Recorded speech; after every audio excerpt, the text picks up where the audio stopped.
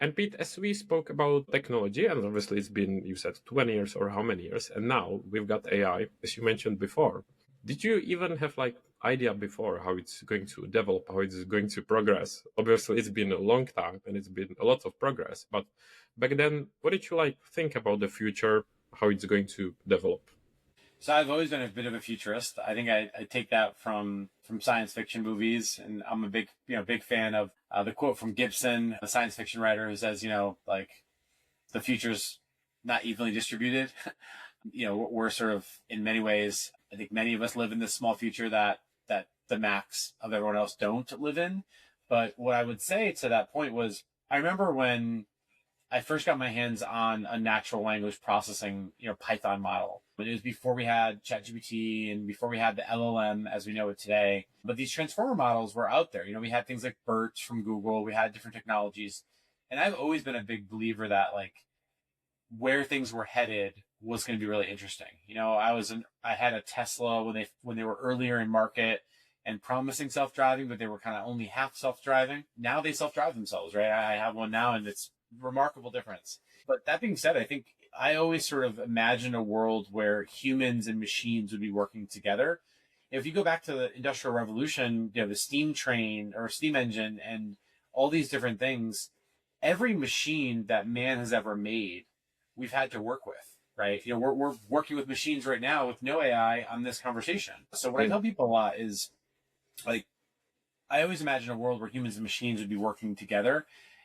I didn't think that we'd be where we're at today so quickly. I thought it was going to take more time, but I'm excited for it. I also thought they also said we'd have flying cars in the year 2000, and that didn't happen.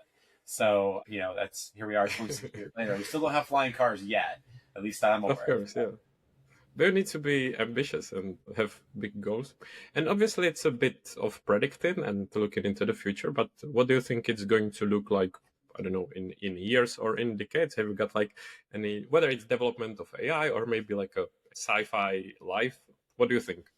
I think in the near future, every person with means is going to. I think unfortunately, there's going to be a massive flattening of the economy. Some people call that the K-shaped economy. I think high agency people that have access to the technology, like, I think LLM is the new water, LLM is the new electricity in a lot of ways. But I think that if you have access to this level of compute, if you have access to this level of technology, I think you're going to immediately be separated. So I don't think we're going to have a middle class anymore. At least I live in America, but I don't think we're going to have a middle class. I think we're going to have this sort of like top percentile. It's going to look a lot like District 12 or like the Hunger Games or something. And I don't mean to sound that dystopian. I actually take a fairly utopian view of this type of stuff. But what I would say is I think in the future, everyone will have access to personalized healthcare. I think everyone will have access to personalized operating system, personalized software.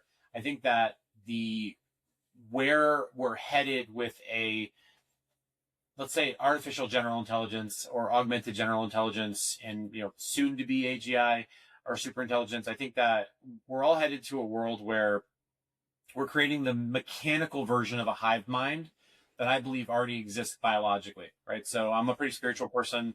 If you think about energy and how the universe works and how nature works, if you study biomimicry, you can see a lot of those principles actually starting to take shape in the technological landscape. So my philosophy is that if you have access to the means of the technology, I do believe that high agency people will be able to create a number of possibilities that we can't even fathom. A perfect example of that is recently Anthropic launched Claude Science. If you haven't checked it out, have you seen it? Not cloud science. I thought that you mean the model that the government restricted, but it's No, entirely something different. that's Fable, which they brought back. Fable's on there now. It was actually originally called Mythos. Fable's the sort of safer version of it. But putting that aside for a moment, I think they launched Claude Science.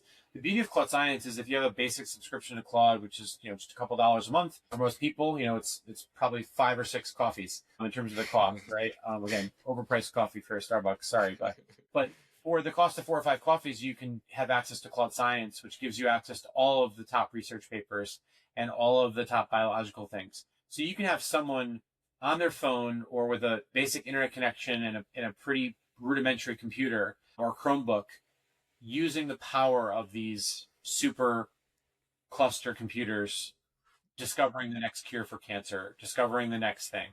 So I think that we're headed towards a world where we will have a personalized one-to-one approach to medicine, to technology, to the purchases that we make. I think that that is definitely going to happen in our lifetimes if we're lucky enough to live that long. That's where I think, you asked the question about futurism. Like, that's where I think the futurism is going. I already see it with my ultra high net worth individual friends.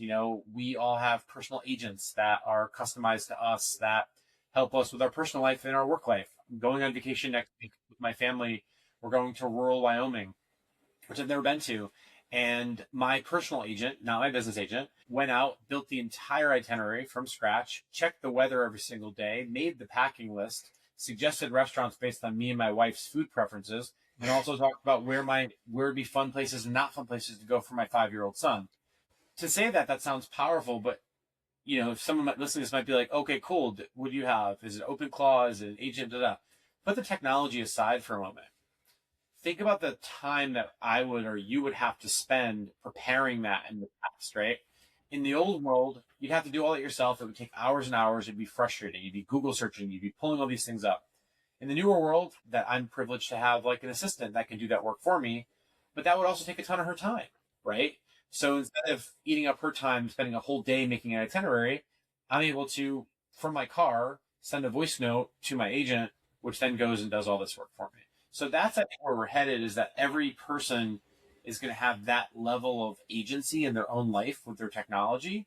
And I don't think it's going to be something that only the wealthy and 1% have access to. So that's where I think things are headed. I do think that there's a light side and a dark side to anything, right? So I think that in a lot of ways, I have a lot of concern for security, privacy, the sovereign nature of AI. I worry quite a bit about, Thomas, to be totally candid. But I'm also, as a builder, I'm extremely excited because while you and I are having this conversation and this podcast, I have 7 different projects that are being worked on by independent agents in the cloud and just working.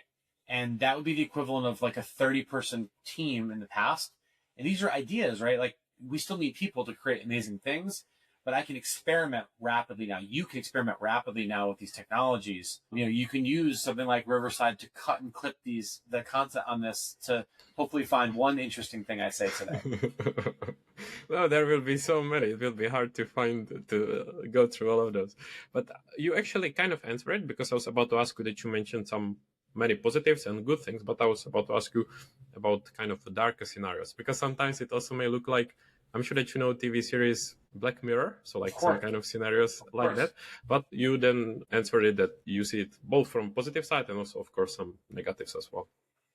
I think any technology that we've ever had, from fire to electricity to the internet, all comes with good and bad. I think, humanity in its purest form is going, we can choose to pick up something and use it as a device to open worlds, or we can choose to look at a technology to destroy worlds. Think of the ability to study and do things at the subatomic level, right? On one hand, we're creating nuclear bombs that destroy people. On the other hand, we're being able to have breakthroughs in medicine to save people's lives. Same technology, just with a different mindset and a different application. So I think I'm the most excited about right now is how can we use our agency? How can we use our technology? How can we use this to design the art of possible? And that's where the magic happens, is in the art of possible. But it all starts up here through the lens we look through.